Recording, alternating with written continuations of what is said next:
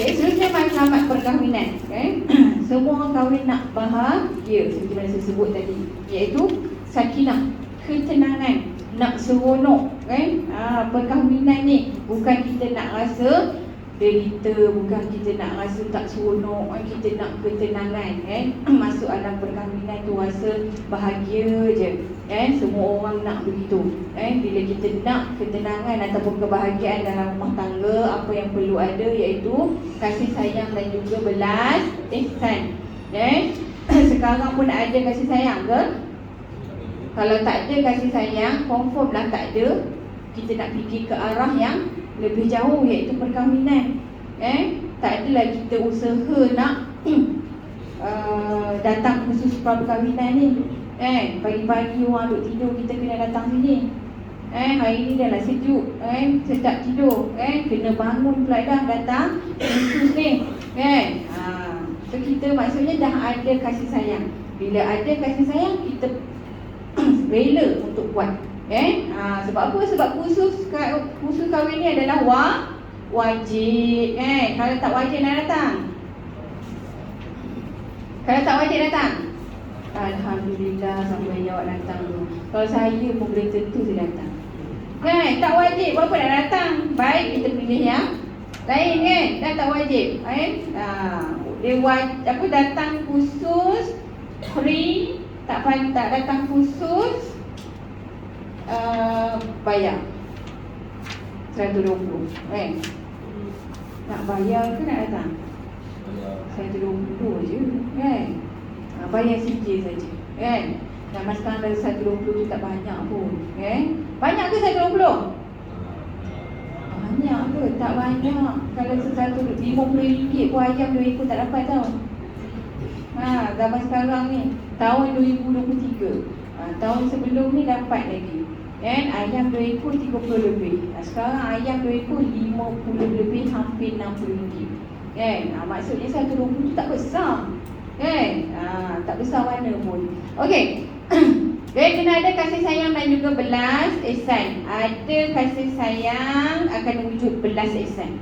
Bila belas ihsan, kita akan tak sanggup tengok pasangan kita susah dalam perkahwinan.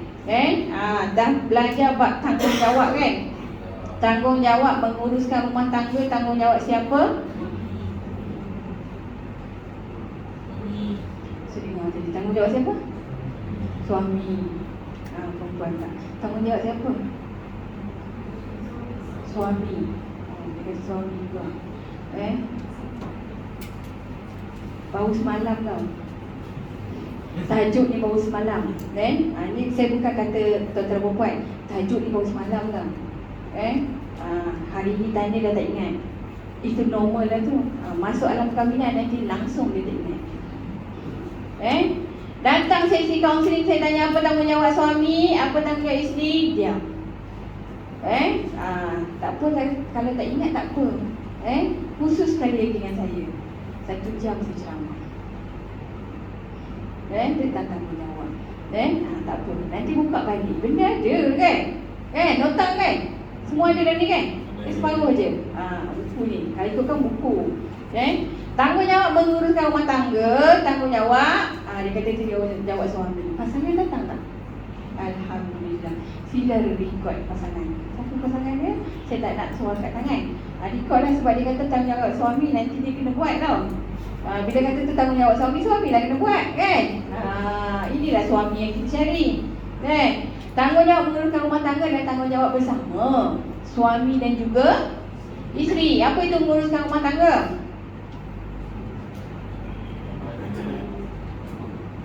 Kahwin tak tahu menguruskan rumah tangga. Apa menguruskan rumah tangga? Menguruskan rumah tangga ni dah susah pun. Basuh baju, masak, semua tu menguruskan rumah tangga. Susah ke senang? Sekarang pun buat sendiri kan? Betul tak?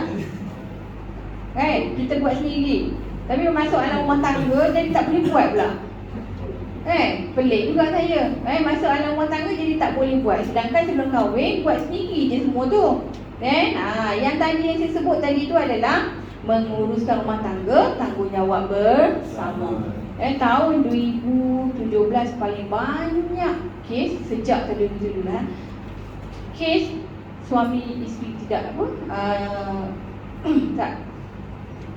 tak menjalankan tanggungjawab menguruskan rumah tangga. Maksudnya suami menguruskan, isteri tak menguruskan. Dibebani oleh sebelah pihak sahaja. Jangan kata perempuan je. Zaman dulu wujud perempuan je yang buat. Tapi zaman sekarang ni ada lelaki saja dibebani menguruskan rumah tangga. Suami masak, suami basuh baju, suami mop lantai. Zaman sekarang wujud. Bila dibebani oleh sebelah pihak, rasa berat tak? Berat. Kalau berdua tak apa.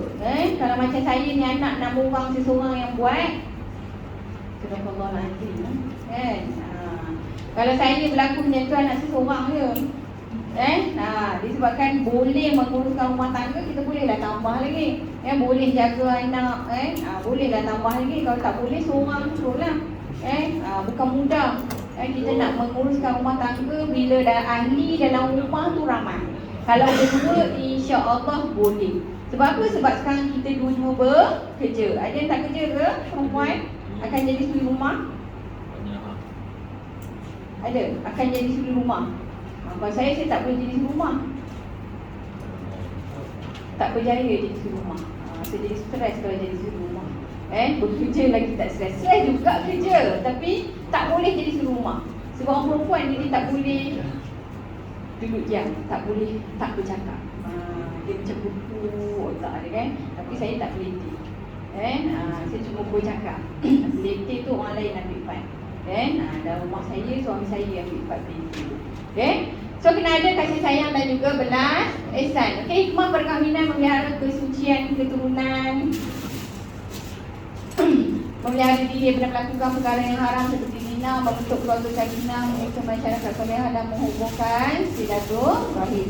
Hukum perkahwinan ataupun hukum nikah harus, hukum asalnya adalah harus. Tapi ada hukum-hukum lain mengikut keadaan individu tersebut, iaitu yang kedua, sunat bagi mereka yang mampu dan berkeinginan. Mampu ni mampu dari segi nafkah zahir, berkeinginan mampu dari segi nafkah batin. Dua-dua mampu, maka hukumnya sunat. Yang ketiga, wajib bagi mereka yang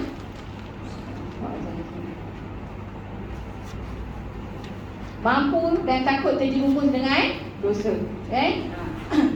Mampu dari segi nafkah zahir dan mampu sangat-sangat dari segi nafkah batin. Kalau dia tak kahwin, dia terjerumus dengan zina, maka hukumnya wajib. Yang keempat, makruh bagi mereka yang tak berkeinginan. Tak ada keinginan tapi kena paksa kahwin. Ada orang kena paksa kahwin? Ikutlah, kena paksa nama mak ayah tu. Wujud zaman sekarang tau. Ada? Ada. Kalau kena paksa kahwin, kita tak reda, siapa yang teruskan? Sebab takkan mencapai matlamat perkahwinan tadi. Sebab saya ada berdua kes, kena paksa kahwin. Kena paksa kahwin, bukan dia tak ada hati langsung nak kahwin pun. Kena paksa kahwin dengan pilihan mak ayah. Dia ada pasangan dia sendiri. Kahwin pilihan mak ayah, masing-masing jumpa dengan pasangan masing-masing kat rumah. Hidup dalam rumah macam housemate je. Housemate, bukan dalam bilik, duduk bilik asing-asing, satu rumah. Ini benar berlaku. Saya kan tak jumpa dah zaman-zaman sekarang ni. Jumpa juga apa jumpanya. Akan dan cerita je. Siapa banyak tengok drama tu kan. Drama-drama tu banyaknya reality berlaku. Reality berlaku sebenarnya. Sebab tu orang boleh buat drama. Kalau tak ada reality berlaku, macam dia dah ada idea nak buat drama tersebut. Memang reality berlaku.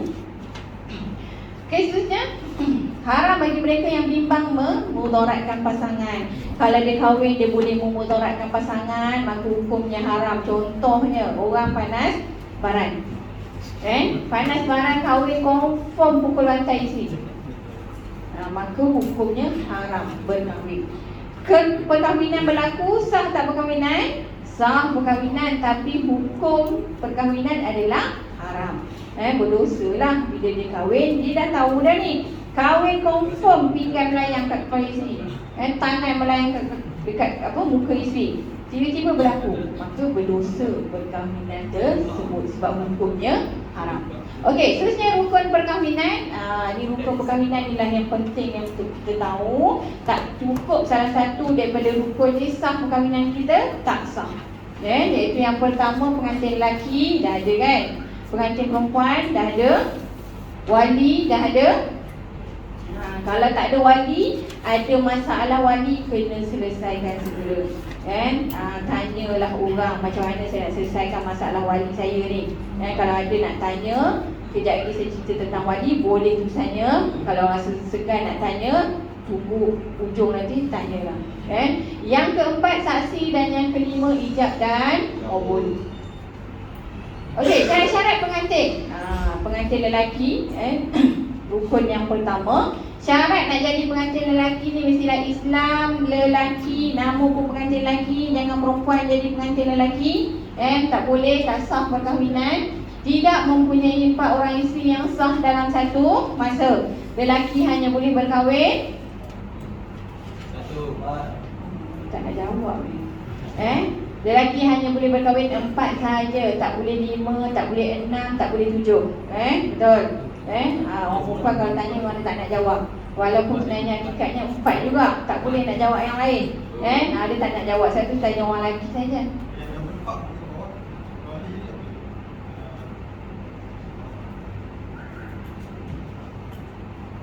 Sila-sila siapa yang dapat.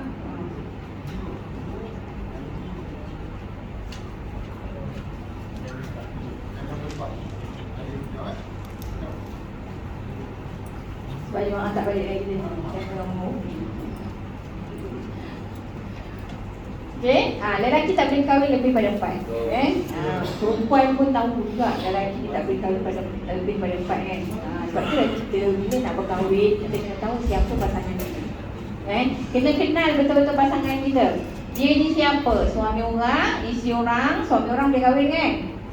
Boleh. Suami orang boleh kahwin? Boleh kahwin, tapi dengan kebenaran. Kebenaran siapa? Kebenaran isteri. Ada kat dalam kitab mana kebenaran isteri? Kebenaran mahkamah syariah. Isteri orang boleh kahwin? Tak boleh kahwin. Tapi ada berlaku di wilayah persekutuan ni, perempuan bersuami 2. Sebab apa? Sebab perkahwinan kali pertama, perkahwinan di Thailand. Kemudian balik ke Malaysia, tak daftar. Bila tak daftar, kahwin, kemudian suami dia tinggalkan dia. Bila suami tinggalkan dia, dia kata dah berlaku perceraian. Kemudian dia jumpa orang lain, dia kahwin dengan lelaki yang kedua dengan kebenaran. Bila berlaku perkahwinan, suami pertama tadi dengar dia ni berkahwin, datang ke Jawi, Ustaz, saya rasa isteri saya kahwin. Kita pun semak, lah betul kahwin. Kenapa isteri? Macam mana dia boleh kahwin? Dia pun cerita. Kata dia kahwin dekat Thailand, kemudian tinggalkan isteri dia. Isteri dia kata dia dah bercerai. Dan dia tak declare pun yang dia pernah berkahwin. Sebab apa? Sebab tak ada bukti. Kalau dia kata dia dah kahwin, dia dah bercerai, perlu sertifikasi dia cerai. Kita nak ambil kat mana? Sebab dia tak ada apa semua tu. Sijil nikah tak ada, sijil cerai pun tak ada. So dia declare kata dia tak pernah berkahwin, anak dara. Sebab tu pentingnya tuan-tuan perempuan ni kahwin mengikut prosedur. Tambah-tambah perempuan kena tahu siapa yang orang yang kita nak kahwin ni. Nak selidik, nak pergi tanya pejabat agama, buatlah surat. Banyak pejabat agama kena ada permohonan lah, surat yang kita nak semak. Sebab apa? Sebab tak nak berlaku beginilah. Tak tahu siapa. Ada yang berkahwin, mak ayah tak ada katanya. Tadi tiba wujud pula mak ayah dia berkahwin. Sebab tu kena kenal pasangan kita. Keluarga dah kenal, dia anak keberapa, mak ayah dia siapa, adik-beradik dia siapa, dah kenal, alhamdulillah. Kalau tak kenal, kenal dulu. Seterusnya bukan mahram pada pengantin perempuan, bukan al-ihram dan juga kerelaan sendiri. Syarat-syarat pengantin perempuan, Islam, wanita, bukan mahram, bukan isteri orang atau dalam tempoh iddah. Saya sebut tadi lah, bukan isteri orang, bukan dalam ihram dan juga kerelaan sendiri. Kriteria calon pengantin lelaki dah ada calon kan? Semua dah ada calon yang ada ni? Kan yang tak ada calon? Belum ada calon? Tu belum ni lelaki ni sebenarnya ni. Ada calon lelaki. Orang lelaki memang tak ada lah calon lelaki tu. Ni kita cerita tentang kriteria calon lelaki. Menghayati agama. Menghayati agama ni maksudnya solat itulah yang pentingnya. Jaga solat kalau dia pun tak solat, macam mana nak pimpin keluarga?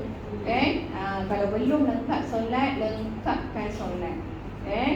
Kalau kita jaga solat, insya-Allah yang lain terjaga. Sebab solat ni boleh menghindarkan diri kita daripada melakukan perkara yang tak baik, perkara mungkar. Mampu memimpin keluarga, memiliki akhlak mulia, berkemampuan, keturunan baik dan juga sekufu. Kalau dalam Islam satu dia kata tentang sekufu.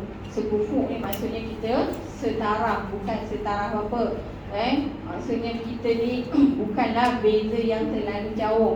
Sebab ada kes perkahwinan berlaku, suami terlalu rendah daripada isteri, tak pergi ke mana pun. Saya ada 3 klien kes macam ni. Paling lama pun 5 tahun dah bercerai. So kita kena cari tu kalau boleh. Kalau beza pun sikit je, jangan jauh sangat. Maksudnya lelaki ni mesti lebih tinggi. Sebab apa? Sebab lelaki kena jadi ketua keluarga. Bila perempuan lebih tinggi, pangkat dia dekat luar, agak-agak lelaki kena jadi ketua keluarga tak kat rumah? Tak boleh. Orang perempuan ni kat luar dia jadi ketua, kat rumah tak kira balik nak jadi ketua juga. Dia tak boleh nak bawa keluar dia pangkat dia tu kat pintu rumah. Banyaknya tu. So kalau berjaya tak apa, tak ada masalah. Sebab dia bukan kata wajib sekufu ni, tak. Tapi kalau boleh kena yang sekufu. Tujuan dia apa? Lelaki kena jadi ketua keluarga. Sebab kalau lelaki tak jadi ketua keluarga dan rumah tangga tiada keberkatan. Bila tak ada keberkatan, kita bahagia? Tak bahagia. Sebab kita hidup kita di dunia ni paling penting adalah keberkatan daripada Allah Subhanahu wa Ta'ala. Kalau dapat berkat Allah, insya-Allah kehidupan kita bahagia, kehidupan kita dipermudahkan. Okey, itu yang kriteria calon pengantin perempuan: menghayati agama, keturunan yang baik, rupa paras cantik dan juga berharta.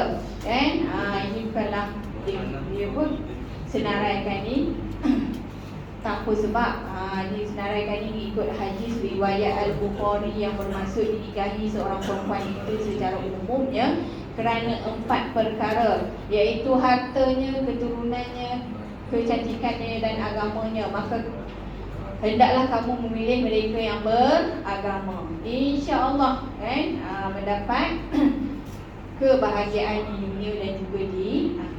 Dia senaraikan, tapi dia kata pilihlah yang beragama.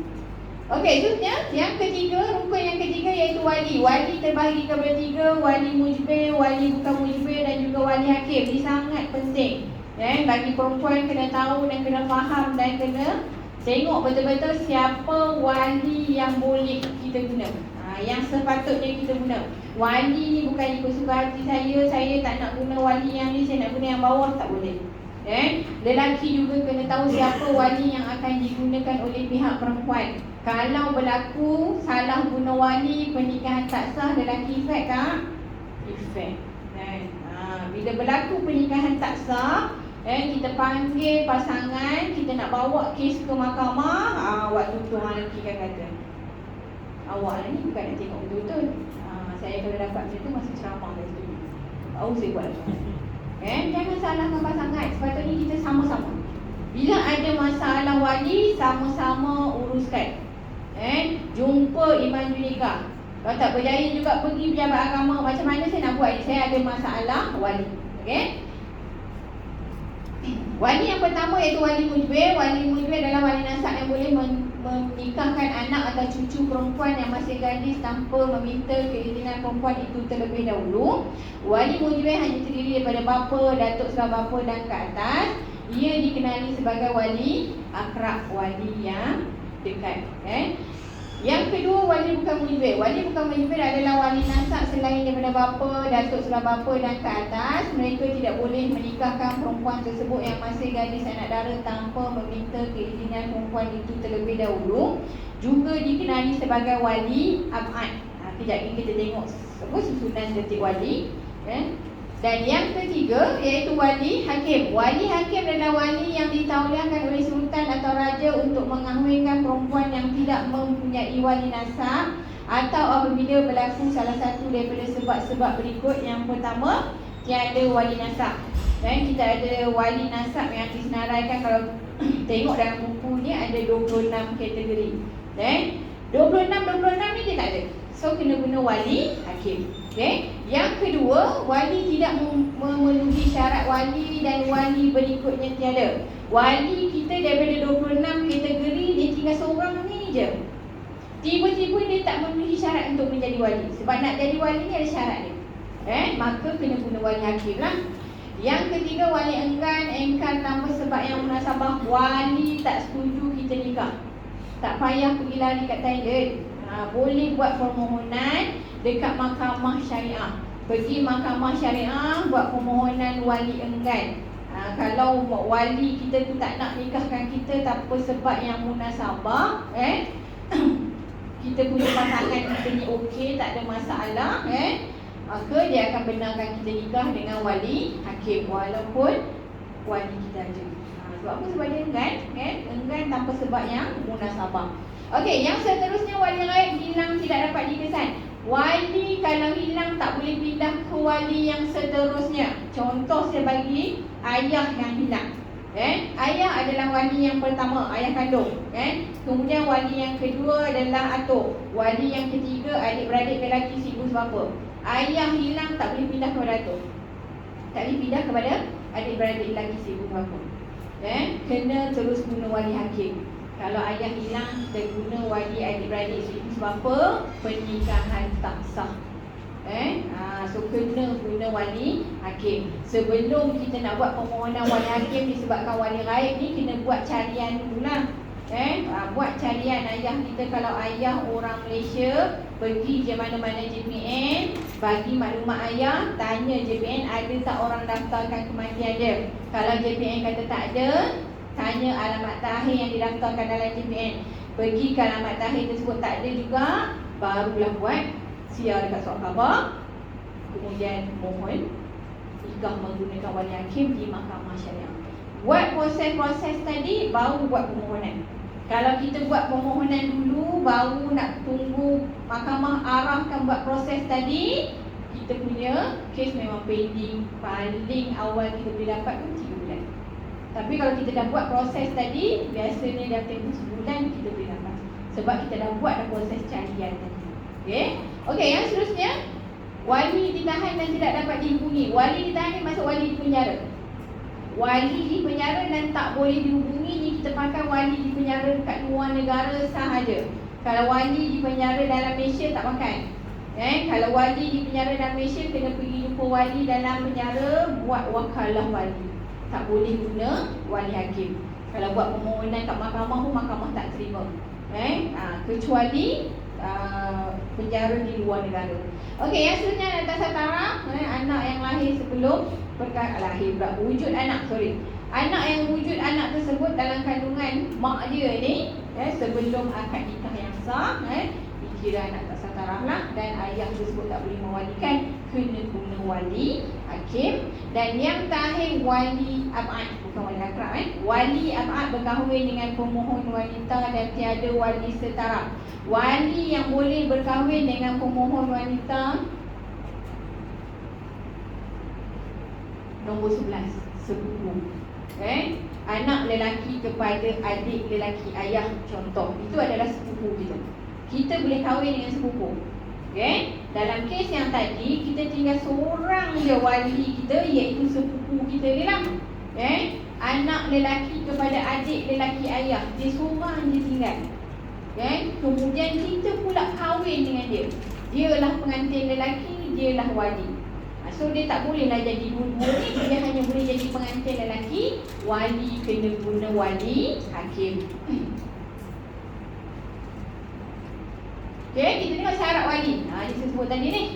Nak jadi wali ni kena ada syarat dia. Tak memenuhi syarat, tak boleh jadi wali, boleh pindah ke wali yang seterusnya, iaitu wali wasilah Islam lelaki sebelah bapa. Tak boleh sebelah ibu. Kena ingat betul-betul. Sebelah ibu tak boleh. Bapa, saudara sebelah ibu, sepupu sebelah ibu, adik-beradik lelaki seibu, semua tu tak boleh. Sebab ada berlaku perkahwinan, nikah dengan bapa saudara sebelah ibu. Dah tahu tu sewaktu anak dah 3 orang dah baru tahu, dah terpaksa farah nikah dan akad nikah semula. Tu yang pentingnya kita kena tahu betul-betul tentang wali. Seterusnya balik, sempurnakan, merdeka, adil, tidak fasik, tidak dipaksa, bukan kelahiran dan juga tidak safir. Safir ni umum.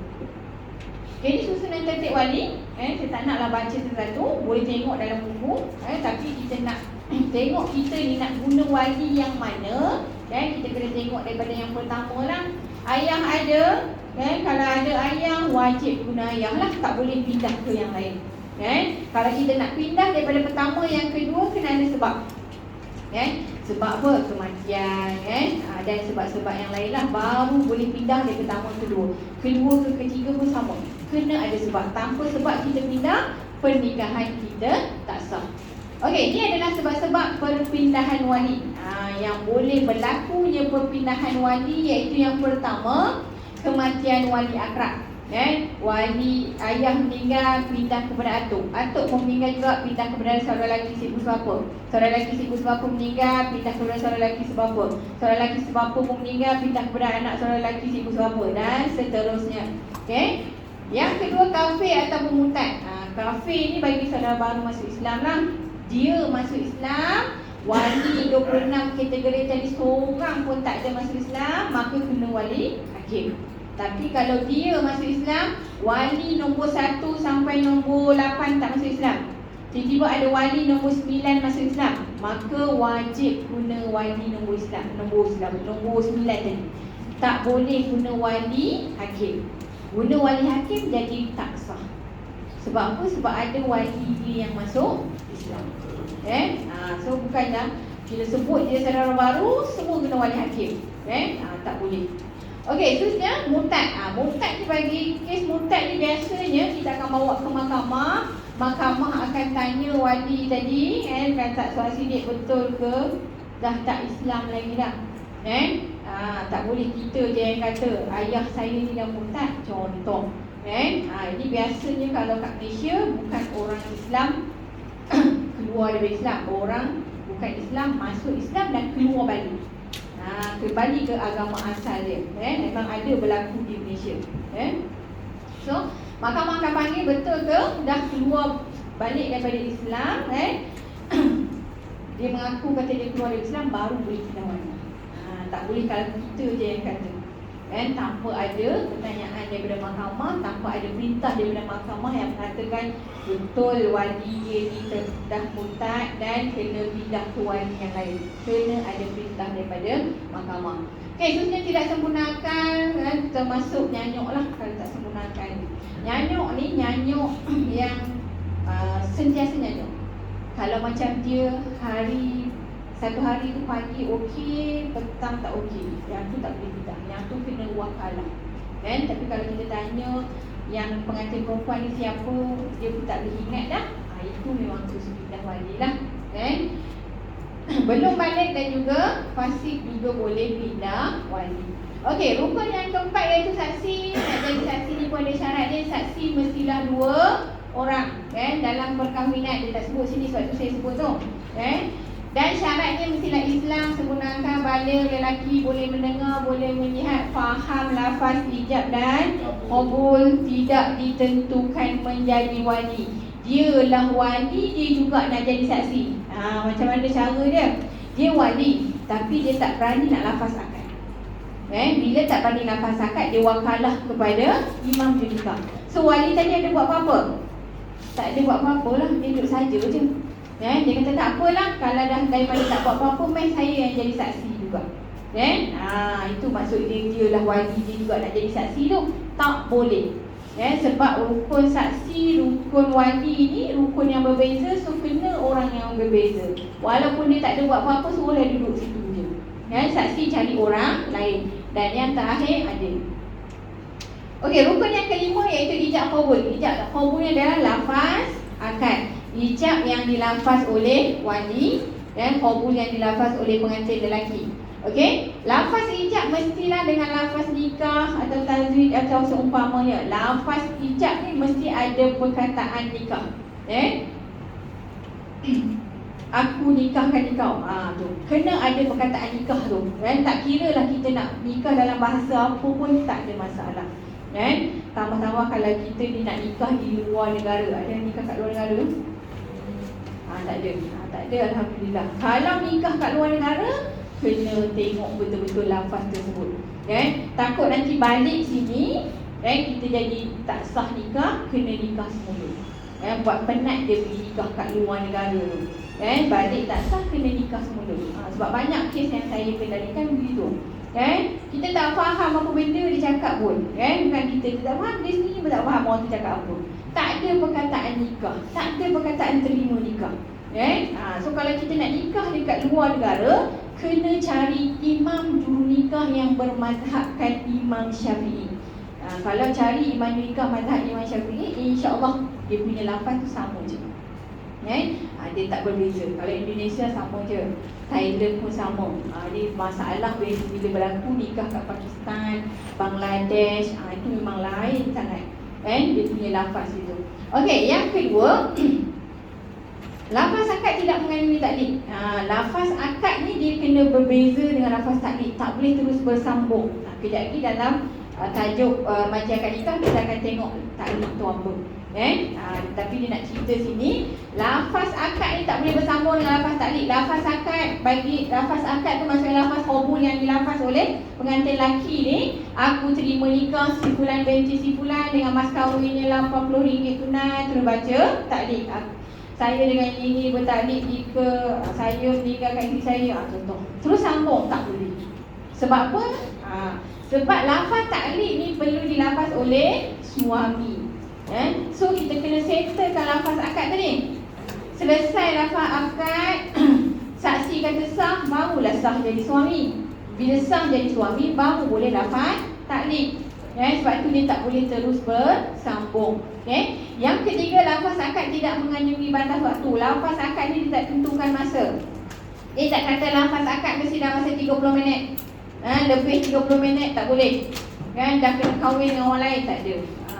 So dia kata lafaz akad ni tak kisahlah kita nak ambil masa banyak mana pun. Tapi lafaz akad ni susah ke? Panjang ke masa dia? Tak kan? Lafaz ijab, saya tak boleh ingat dalam ijab ni. Aku nikahkan kau dengan anakku sebulan binti sebulan dengan mas kahwin yang RM40 tunai. Kau macam tu lah. Ini lafaz dia. Lafaz qabul, aku terima nikah sebulan binti sebulan dengan mas kahwinnya RM80 tunai. Okey, settle. Berapa lama? Saat. Sebab laju kot. Saya laju kan. Dan saya kurang je kan. Lebih kurang 1 minit lah kot. Kalau nak panjang mungkin lebih 1 minit. Ataupun mas kahwin panjang. Mas kahwin RM9,999 ke.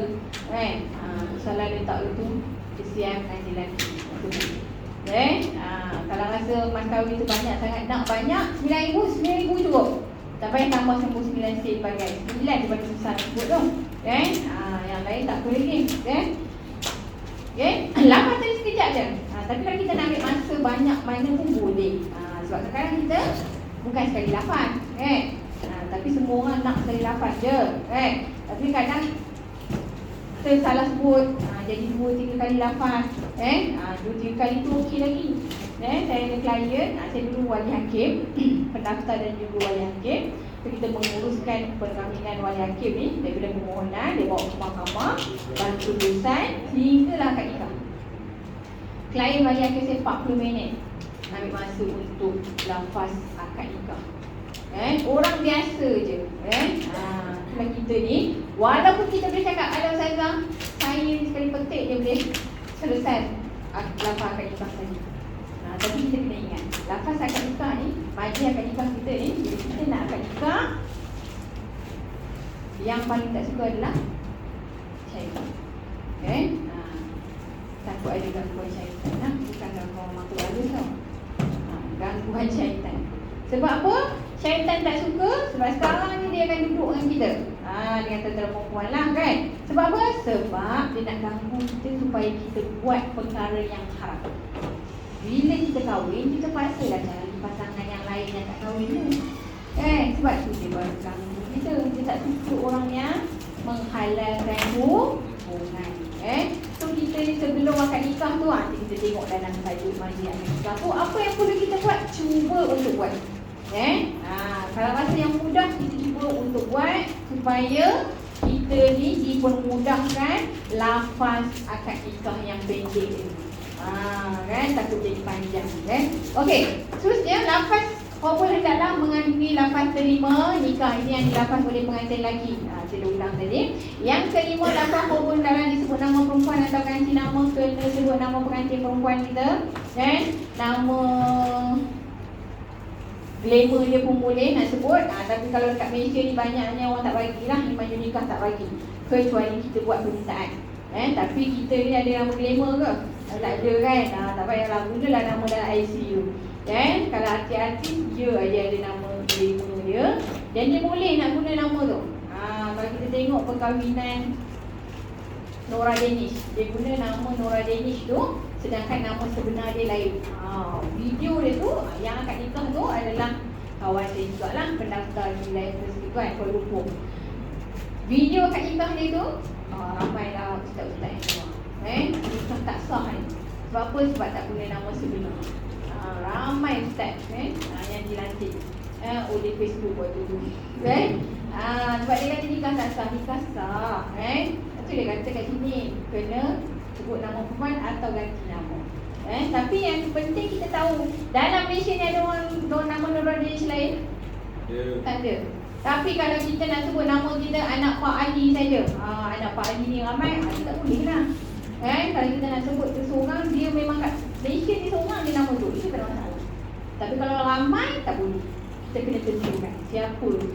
Okey, yang keenam, lafaz ijab dan qabul hendaklah berturut-turut, tidak diselangi dengan perkataan yang lain atau diam yang lama antara lafaz ijab oleh wali dan juga lafaz qabul. Ini saya semua dah tahu pun. Wali lafaz dia, pengantin lelaki kena terus terima.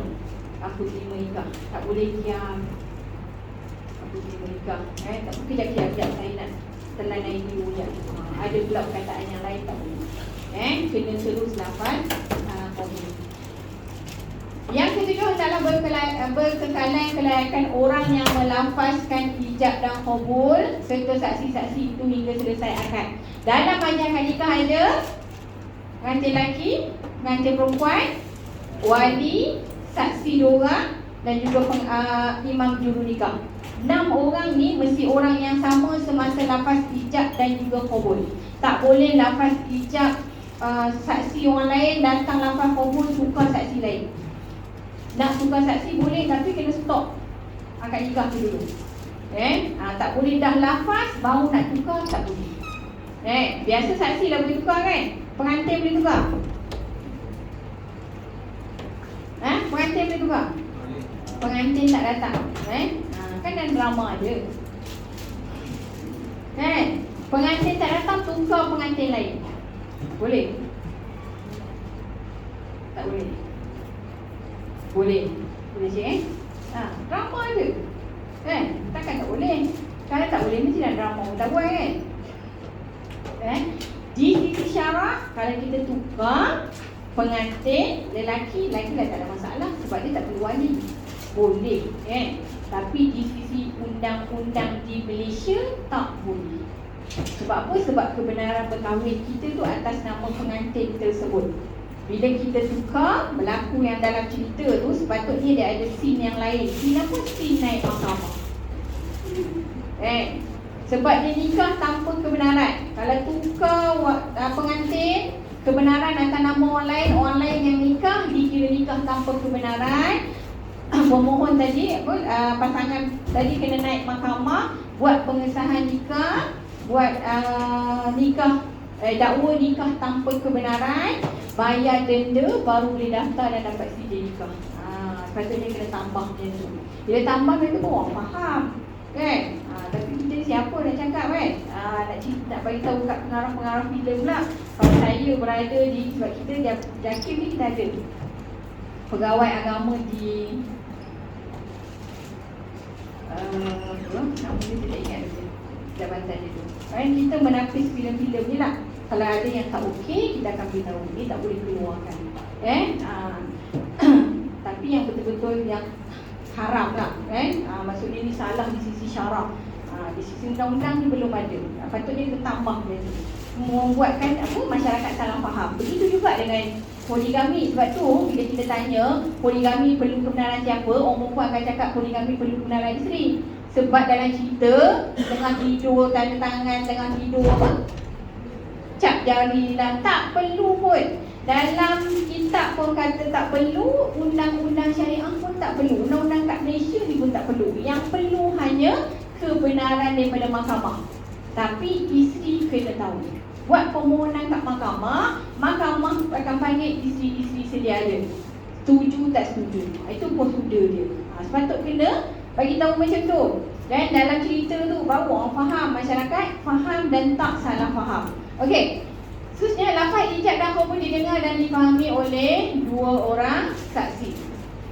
Okey. Seterusnya kategori mahram ni kita ada dua, iaitu haram sementara dan juga haram selama-lamanya. Ini perempuan yang haram dikahwini oleh lelaki. Haram sementara disebabkan perkahwinan. Lelaki kahwin dengan isteri dia, tak boleh kahwin dengan adik isteri sementara dia ada hubungan dengan isteri dia.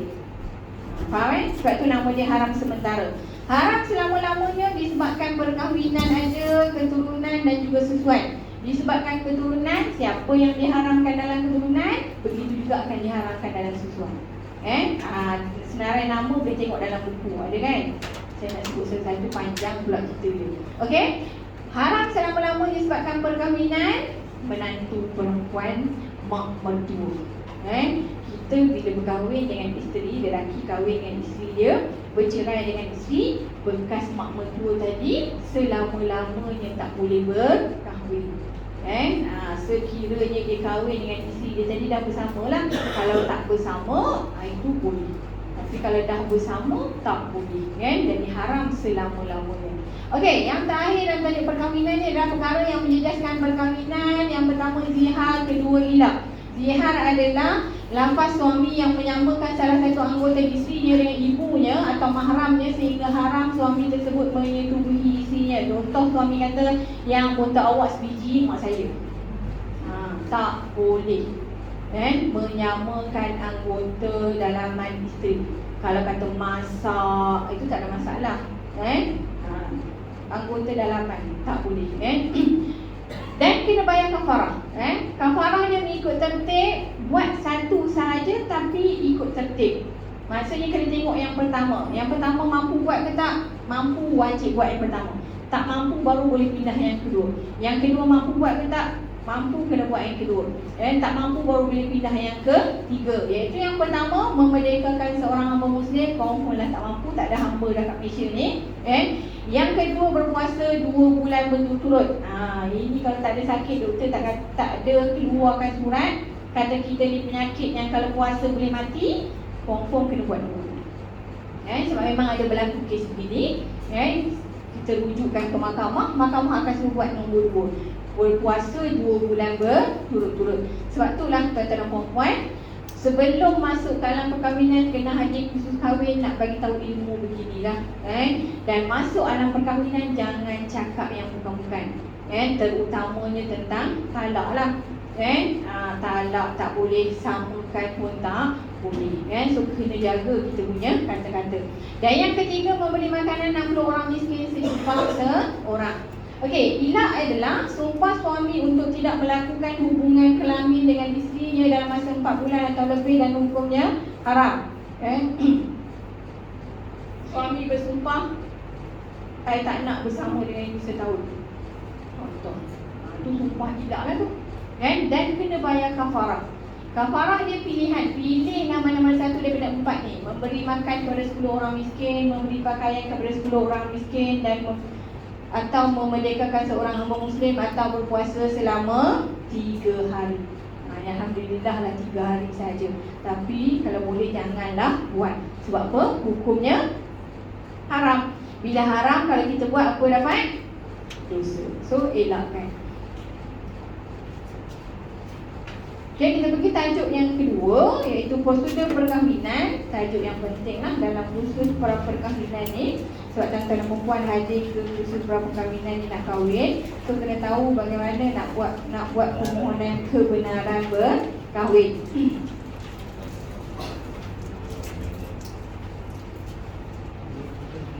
Okey, tajuk prosedur perkahwinan ni kita akan tengok berkaitan kebenaran berkahwin, pendaftaran perkahwinan, kesalahan ataupun penalti berkaitan perkahwinan. Yang paling penting kena tahu kebenaran ni lah. Untuk pendaftaran perkahwinan dia bukan tuan-tuan dan perempuan yang buat pun. Tak ada buat apa-apa pun. Lepas akad nikah, imam nikah yang akan bawa maklumat tuan-tuan dan perempuan ke pejabat agama akan daftar. Kemudian tuan-tuan dan perempuan pergi ambil CD nikah je. Yang tuan-tuan dan perempuan kena buat sendiri adalah kebenaran berkahwin. Okey, ini prosedur permohonan kebenaran berkahwin. Kita ada 3 langkah saja yang tuan-tuan dan perempuan kena buat, iaitu 3 step sahaja. Yang keempat tu nanti saya terangkan apa yang perlu dibuat.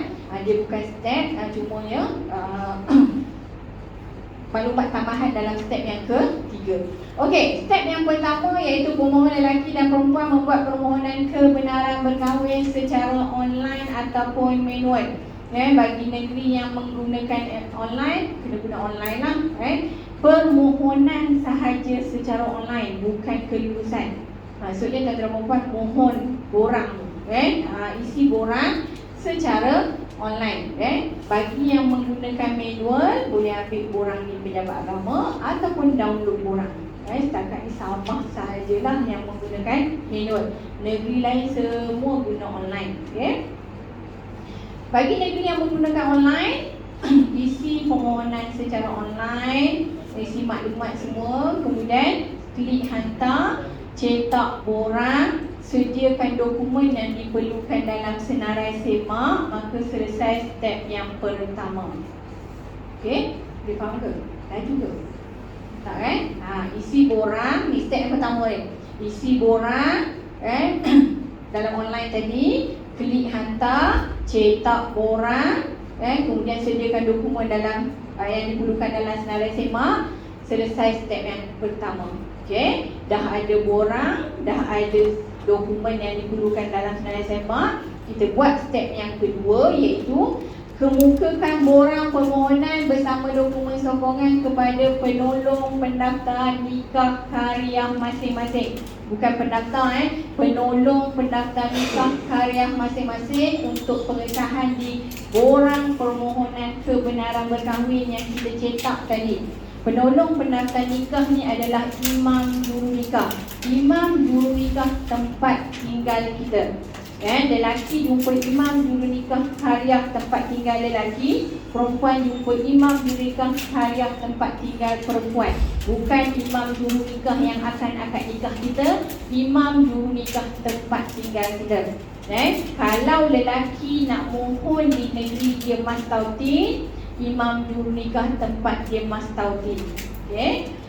Selesai imam juru nikah, tambahan untuk perempuan, semasa jumpa imam juru nikah wajib bawa wali. Kalau kes tak ada wali, bagi tahulah tak ada wali sebab apa-apa.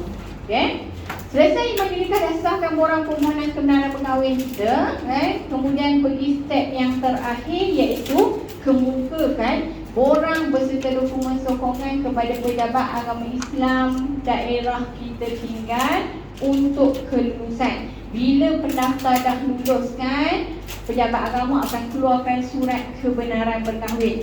Bila keluar surat kebenaran berkahwin tadi, maka selesailah permohonan kebenaran berkahwin kita.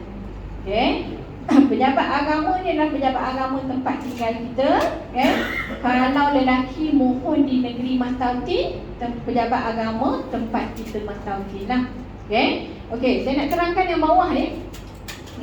Nota yang bawah tu Bagi lelaki dan perempuan yang tinggal berlainan daerah atau berlainan negeri, lelaki kena selesaikan terlebih dahulu. Maksudnya lelaki kena selesaikan hantar ke pejabat agama sehingga dapat surat kebenaran berkahwin. Surat kebenaran berkahwin tadi bagi kepada pihak perempuan, barulah pihak perempuan boleh hantar borang dia ke pejabat agama Islam daerah perempuan tinggal. Okey, bagi yang berlainan daerah ataupun berlainan negeri dengan perempuan, lelaki kena settle dahulu.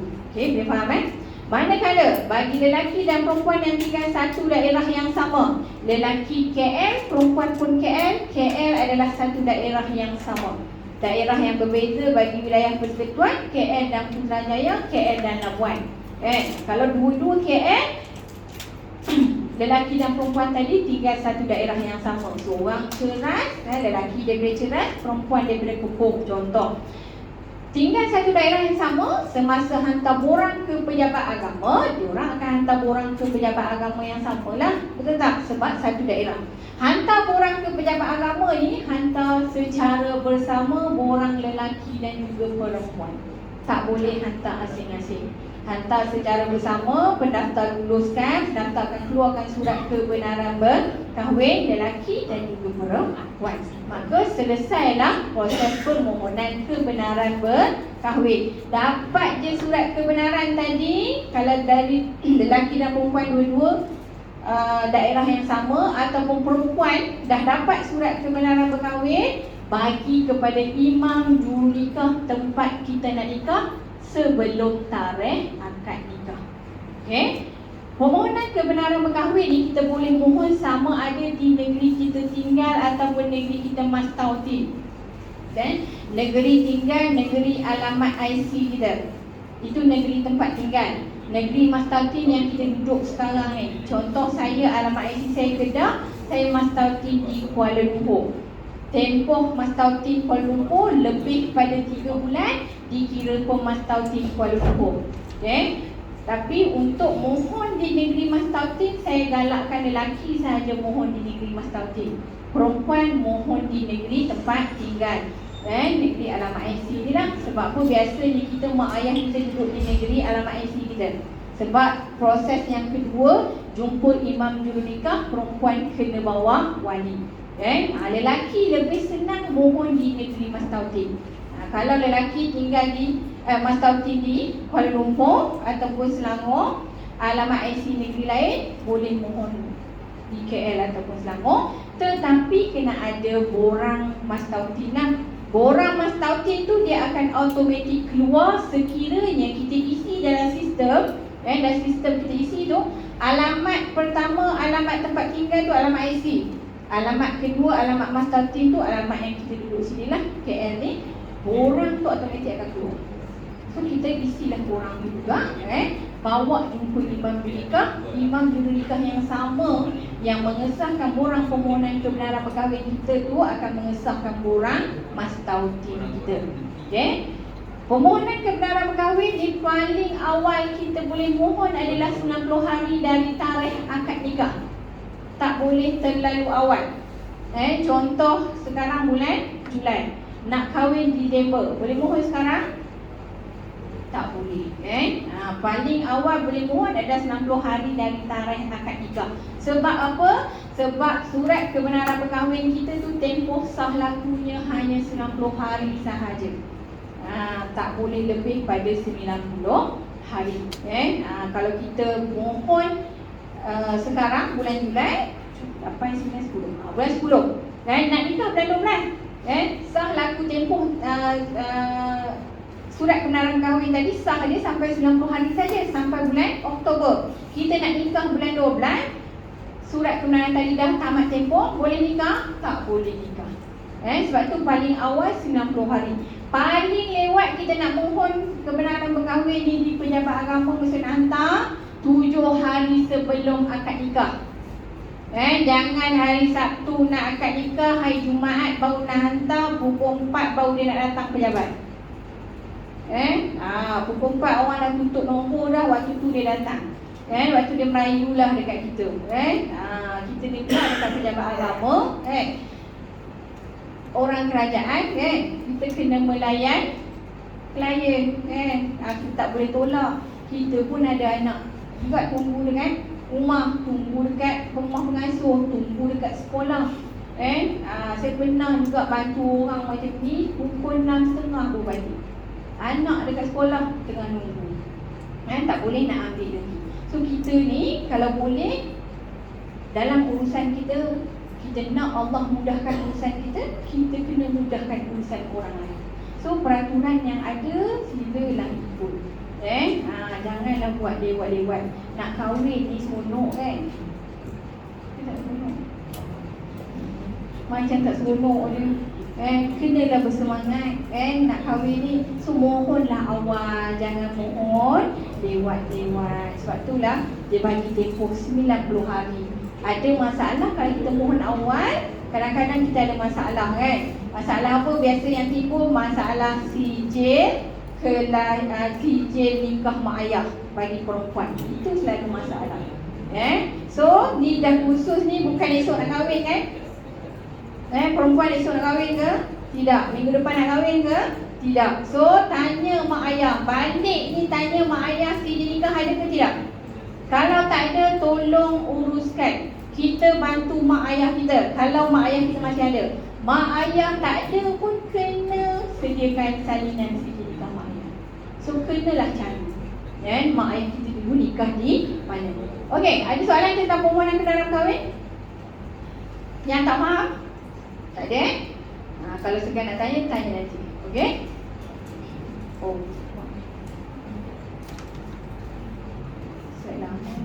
Okey.